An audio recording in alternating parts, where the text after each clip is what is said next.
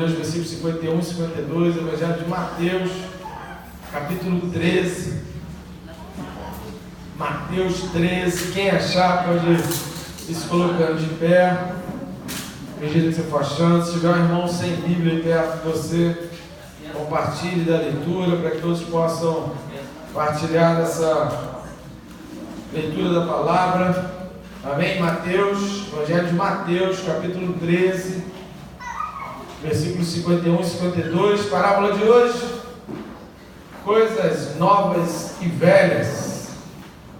Amém? Quem achou, pudesse colocar de pé, só mais um instantinho, reverência à palavra. Diz assim então a palavra do Senhor. Todos acharam?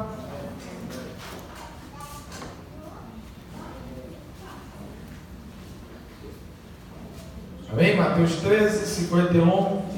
Diz então assim: entendestes todas essas coisas? Responderam-lhe: sim. Então lhes disse: por isso, todo escriba versado no reino dos céus é semelhante a um pai de família que tira do seu depósito coisas novas e coisas velhas. Amém? Pode sentar, querido, toma o seu lugar. A gente vai falar rapidamente sobre algo que é fundamental para a gente entender dentro do Evangelho, e mais importante, que Jesus vai falando aqui, é sobre ser um cristão. Eu agradeço a Deus, querido, porque essas mensagens aqui de domingo, a respeito das parábolas, eu sigo uma tabela que tem pelos títulos das parábolas em ordem alfabética. E aí, para eu não me perco nas parábolas, né? Eu sei exatamente qual é que foi e qual é que falta. Então eu tenho uma tabelinha aqui com o nome das parábolas e elas em ordem alfabética, pelo tema, né, da parábola. E eu louvo o Senhor porque exatamente hoje, quando a gente começou a lição da escola bíblica sobre guia do discipulador, a gente estava falando exatamente dessa parábola aqui, de coisas novas e coisas velhas. E essa parábola ela é muito importante para nós, para entendermos exatamente isso, sobre o que é ser um cristão. E a gente vai perceber nessas e em tantas outras parábolas, e não só em parábolas, mas em passagens e discursos de Jesus, pregações de Jesus, que ele fala bastante a respeito do reino dos céus, que é chegado, né? Então, vem o reino de Deus está próximo, o reino de Deus está chegando. E a gente ouve falar sobre essas questões de reino de Deus, e aí a pergunta que a gente precisa fazer é: qual a minha parte nisso? Qual a minha parte nisso tudo? Porque às vezes a gente para pensar, você para fazer uma reflexão, e se alguém perguntasse para você assim: o que é Deus para você? Você diria um monte de coisa: Deus é importante, Deus é isso, Deus é aquilo, eu oro, eu peço, eu oro pelo meu filho, Deus é algo que é extremamente importante, eu acredito em Deus. Mas ótimo, maravilha, que bom. Mas aí, se a gente fizesse aquela pergunta: mas dentro de acreditar em Deus, o que a gente está contribuindo para o reino de Deus? Porque a oração que Jesus ensinou, ela termina de que maneira? Venha, o teu reino. A gente pede na oração: venha o teu reino, venha o reino de Deus. E o que a gente está contribuindo para esse reino? Qual é a nossa parcela dentro desse reino? Jesus aqui ele vai falar uma parábola, logo depois que ele conta a parábola da rede, que na ordem alfabética está um pouco mais lá para frente. Jesus então ele conta a parábola da rede, da consumação dos séculos. Então, na parábola da rede, Jesus está falando sobre que situação? A consumação dos séculos, sobre o momento final, né? Sobre o ponto final da história, que é a parábola da rede. Jesus então vira para os seus discípulos e pergunta: entendeste isso? Jesus vira para os seus e pergunta: vocês entenderam isso que foi dito? E os discípulos ali, eles pararam para pensar, dizendo: sim, nós entendemos isso. Nós entendemos o que foi dito. E se a gente fizer essa pergunta hoje? Será que a gente consegue entender aquilo que Jesus está falando?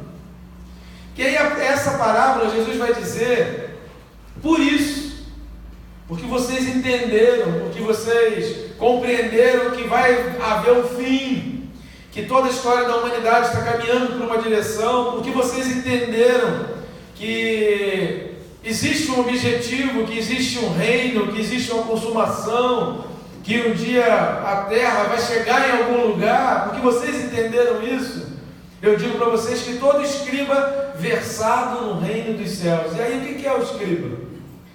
A figura do escriba era aquela pessoa, um dos escribas mais importantes da história de Israel foi Esdras, né? Então Esdras, ele era um escriba, e a função do escriba era exatamente como naquela época o acesso à palavra de Deus era restrito a um grupo seleto. Não havia gráfica, não havia essa coisa de passar a palavra de Deus e imprimir, todo mundo tem um pedaço da palavra de Deus, não tinha isso. Isso foi acontecer 15 séculos depois de Jesus, né? Depois de Lutero. Lutero pegou ali em 1520, 1530, exatamente essa transformação no mundo. Então não havia naquela época essa impressão gráfica, não havia nada disso. Então a função dos escribas era pegar os rolos, pegar as leituras, pegar os textos bíblicos e ler para o povo e explicar um pouco da leitura e contar um pouco da história por trás daquela leitura. Essa é a figura do escriba. E quando Jesus fala versado, quem tem aí a Bíblia na nova tradução linguagem de hoje, o versículo 52 diz: por isso quer dizer que todo mestre da lei que se torna discípulo no reino do céu, ou seja, quando está falando aí versado ou se torna discípulo no reino, significa que a tua formação, para um escriba chegar para ler a palavra e explicar para o povo, ele tinha uma formação antes, ele precisava de algo que acontecesse antes, uma preparação.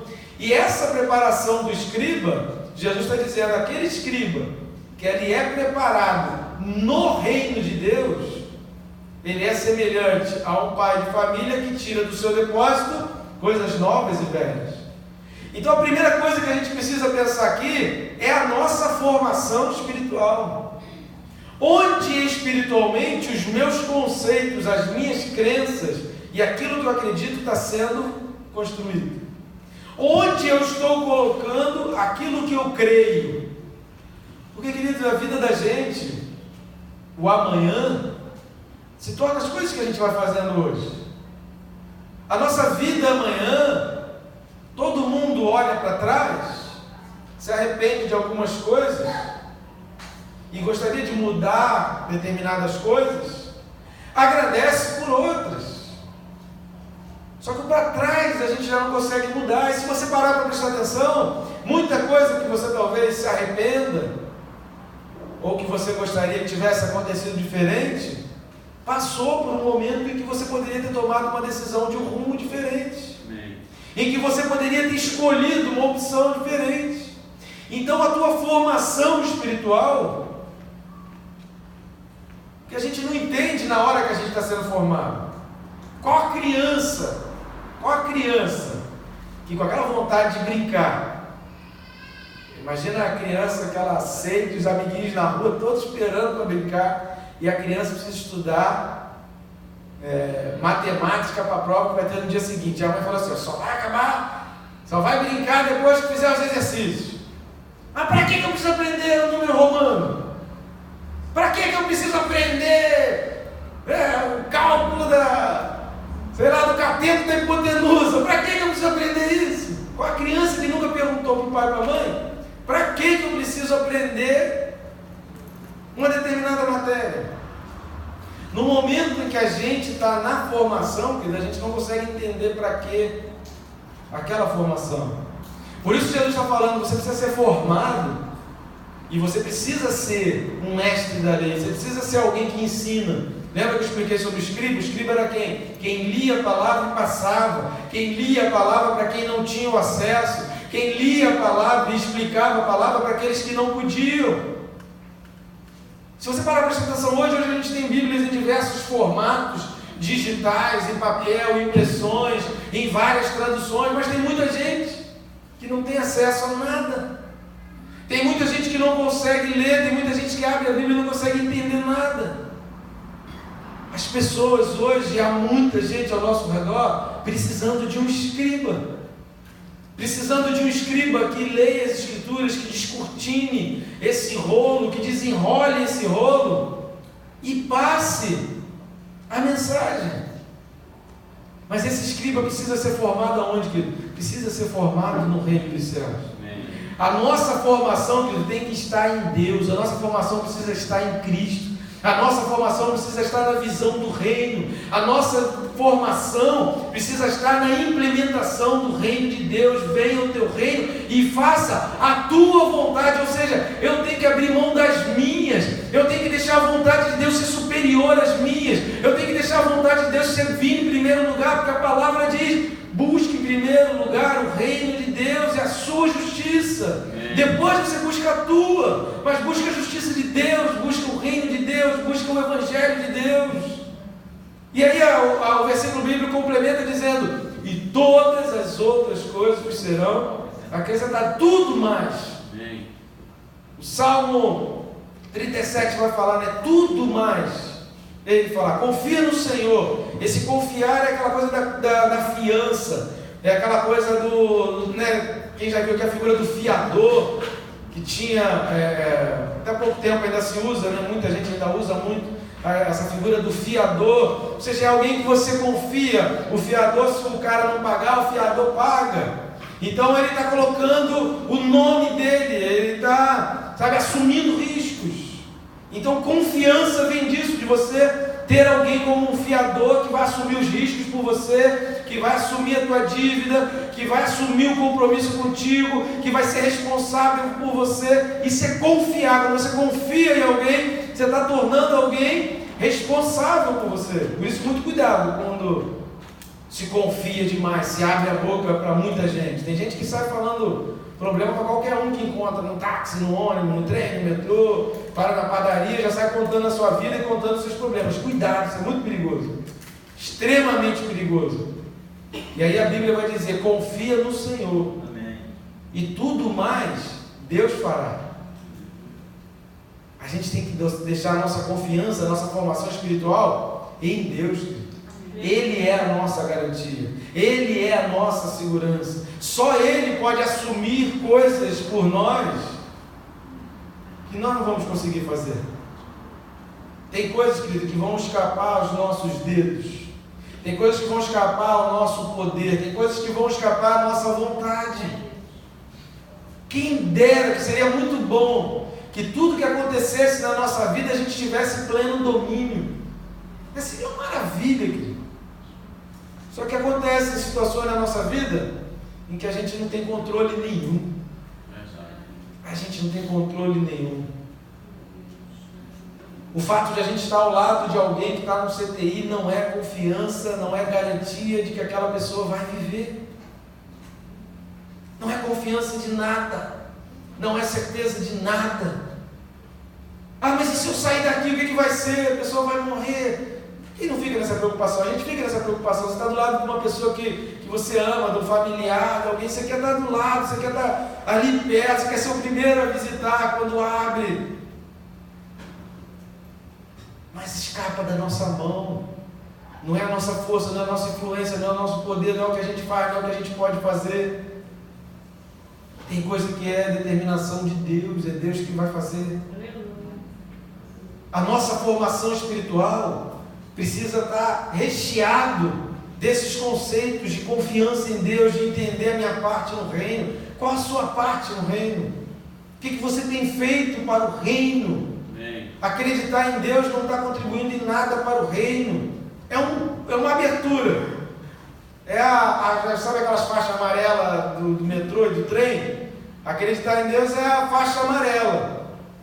Só que você precisa ter cuidado, porque se a porta não estiver aberta, ou se a composição não estiver parada ali, e você atravessar a faixa amarela, você vai se quebrar, cara. Então, estar diante da faixa amarela não é garantia de chegar a lugar nenhum. Até porque às vezes a gente está na estação do trem e o trem quebra e não vai para lugar nenhum e você não sai dali. Então, estar ali, querido, acreditar em Deus, isso não vai te levar a muita coisa se você parar ali. E só vai te levar se você entender que acreditar em Deus é uma porta. E essa porta vai se abrir e eu preciso entrar. E quando eu entrar, esse trem vai caminhar para uma direção. E quando eu entrar nesse trem, esse trem começar a caminhar nessa direção, eu preciso ser guiado por um maquinista, eu preciso ter um condutor, eu preciso ter alguém que vai me levar a algum lugar. E aí é que entra a questão da confiança. Se eu confio a minha vida em mãos erradas, imagina tu querer ir para um lugar e pegar o trem para o outro, e pegar um ônibus para um lugar completamente diferente. A gente precisa saber em quem a gente confia. Por isso Jesus está falando, um escriba, um mestre da lei, que é versado, que é discipulado, que é formado no reino de Deus. Não é qualquer um, ele tem que ser formado no reino de Deus, ele tem que estar dentro do reino, ele tem que estar nesse ciclo, ele tem que estar seguindo as regras, ele tem que estar dentro do barco. Imagina a história de Noé. Quando as águas começaram a subir, queridos, quantas pessoas começaram de repente a bater na arca e a pedir desesperada: abre aí, Noé. E agora não dá, rapaz. Agora só abrir, a água entra. O tempo de entrar na arca passou. E a Bíblia diz que só se salvaram quem? A família de Noé, que foram os únicos que entraram na arca. Então não adianta, querido, saber que tem a arca, assistir a construção da arca, passar em frente, e a arca está ficando bonitona, caramba, os caras estão trabalhando bem dessa, hein? Que legal, poxa, a arca está show de bola. Aí Noé, parabéns, Noé, a arca está ficando de primeira, hein? Que isso não é garantia de nada. Você olhar a obra de Deus na vida do outro, você olhar a obra de Deus em determinado lugar, você achar fantástico o que Deus está fazendo na vida do outro, ou a obra que Deus está fazendo na vida do outro, isso não vai te levar a lugar nenhum, porque vai chegar uma hora que a água vai vir e você vai estar do lado de fora. Porque a parte da oração que fala: venha o teu reino e seja feita a tua vontade, essa parte ficou faltando. A nossa formação precisa estar no reino. A nossa formação precisa estar em que a vontade de Deus tem que vir antes da nossa. A vontade de Deus precisa ser primeiro. A vontade de Deus precisa estar em primeiro lugar. Amém. E aí Jesus completa dizendo: todo escriba versado no reino dos céus, todo escriba que é formado, que tem essa formação, ele é igual um pai de família, que tira do seu depósito coisas novas e coisas velhas. Qual é a primeira coisa que você tem aqui, querido? Esse pai de família precisa ter um depósito. Fala para o irmão que está ao seu lado assim: você precisa de um depósito.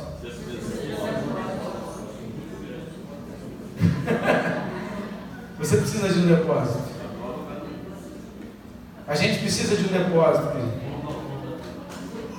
Porque a gente nunca sabe quando a necessidade vai bater na porta. Quem conhece aqui a história de José? José é vendido pelos irmãos para o Egito. José passou, literalmente, José comeu o pão que o diabo amassou. Tudo de ruim aconteceu com José, até que um dia alguém colocou José no posto mais alto do mundo, por causa de um sonho que José teve. E quem lembra o sonho de José? Um tempo de fartura e um tempo de escassez.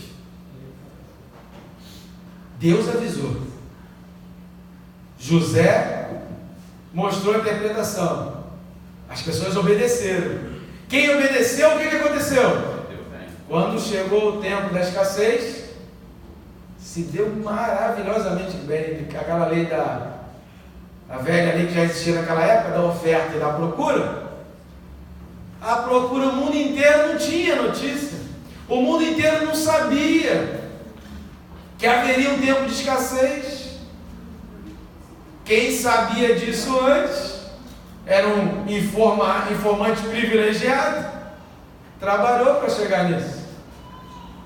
E aí, quando no mundo havia escassez, José tinha o seu depósito como? Como é que estava o depósito que José fez por obediência a Deus? Abarrotado. Então ele pôde tirar do seu depósito alguma coisa no tempo de escassez, porque ele foi obediente. Amém. Um escriba que é versado no reino de Deus, em primeiro lugar, ele tem um depósito. Depósito de quê? Depósito de ouro?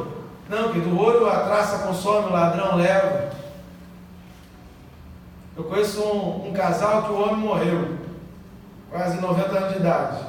Aí a mulher tem 85 anos de idade. Agora, depois que ele morreu, que ela descobriu que ele tinha dinheiro. Aí agora que ela está comprando sapato direito, indo numa loja com 85 anos de idade. O que adiantou o dinheiro? No tempo da formosura dela, agora ela precisa de alguém para levar para lá e para cá. Não é isso que eu estou falando. O que Jesus está dizendo aqui é do reino dos céus. Que você precisa guardar depósito no reino dos céus. O teu depósito precisa estar abarrotado de palavra. Lembra que o tema desse ano nosso aqui qual é? É o rio de Deus, querido. Você precisa estar abarrotado de palavra. Você nunca sabe quando vai surgir o necessitado que vai precisar de uma palavra sua, e aí você vai tirar. Juvenal hoje lembrou aqui de uma mensagem de 2010, nem eu lembrava dessa mensagem, mas o Juvenal lembra da mensagem, lembra do texto. O que é isso que o Juvenal fez? Ele tem um depósitozinho dele lá, ainda botou o nome do Jôs no meio. Diz, não, o Jôs estava lá no dia. O Jôs estava lá em 2010, que dia foi, Bruno? 4 de fevereiro? 4 de fevereiro de 2010, a mensagem que eu preguei foi sobre tal tema, não sei o quê. O que é isso? É um depósito que ele está tirando uma coisa velha que pode ser útil para alguém. A gente precisa ter um depósito, a gente precisa ter um depósito para que a gente tenha o que guardar. Porque quando precisarem, a gente tem o que tirar, a gente tem o que dar, a gente tem o que extrair. Querido, não adianta ficar vindo à igreja, frequentando o culto e não ter um depósito, não ter nada guardado para passar para ninguém. E aí o necessitado bate na porta e você não consegue. Aí talvez você pense, mas eu também preciso de muita coisa. E tem sempre um pé que é mais descalço. Se for para mim, diz que eu estou ocupado no momento, para ligar daqui a pouco. Tem sempre alguém, querido, que tem mais necessidade que você. Tem sempre alguém que é mais carente que você. A gente nunca é 100% carente. A gente nunca é completamente necessitado de tudo.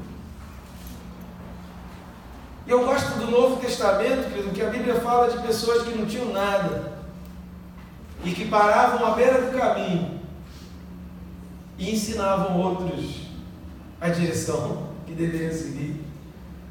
Homens que não tinham nada, e Deus apontou o caminho e mostrou e fez ter tudo. Por quê? A sua confiança estava em Deus. Você parar para ler o Novo Testamento, você começa a ficar maravilhado com as coisas que o carpinteiro vai trabalhando. Já viu um trabalho de carpinteiro? Quem já viu um carpinteiro fazendo alguma coisa na madeira? Principalmente aquelas coisas mais detalhadas, aquelas coisas mais desenhadas.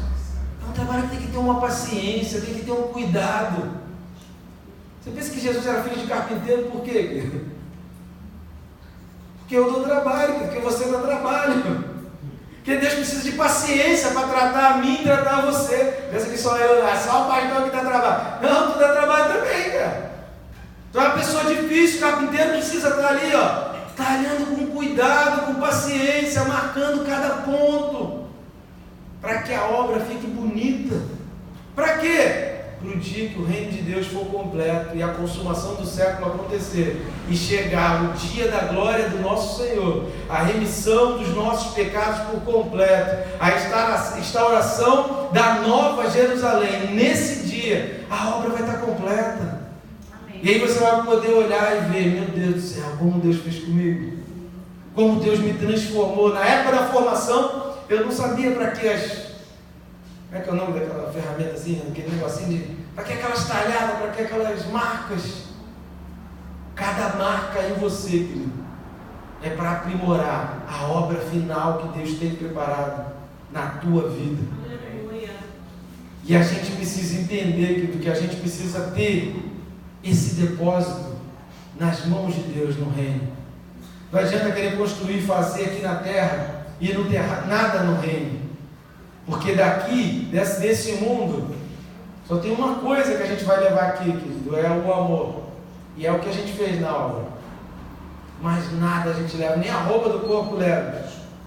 Nem o brinco. Eu sei que vocês, mulheres, gostam muito do brinco que você tem, que é novo, comprado na melhor loja. Não vai entrar no reino, desculpa. Ora a Deus, pede Deus, leva um brinco, Deus, faz um brinco aí mais bonito. Quem sabe, né? Deus, de repente você vai receber lá. Aí recebe a coroa, recebe um brinco bonito. Quem sabe Deus atende o teu pedido, vai te dar um brinco bonito lá também. Um cordão bonito, um sapato bonito, um cinto bonito. Vai ficar tudo aí. O escriba, o mestre da lei, versado no reino, aquele que ensina as coisas do reino. Ele precisa ter um depósito para tirar as coisas antigas e coisas novas. A palavra de Deus que você aprendeu e o Evangelho. O que é Evangelho? É uma notícia boa. É a boa nova. Olha, eu quero lembrar para você de um texto que eu li, que eu aprendi, que uma vez eu ouvi e mexeu muito no meu coração e falou isso. Márcio fez isso aqui, exatamente isso aqui na abertura do culto. Eu era assim, eu aprendi, eu ouvi uma palavra que mexeu comigo. Eu quero trazer para você, eu quero te dar uma notícia boa. Ou seja, eu peguei a notícia velha que eu repeti e estou trazendo agora, transformando e trazendo uma coisa boa. Deus quer usar cada um de nós.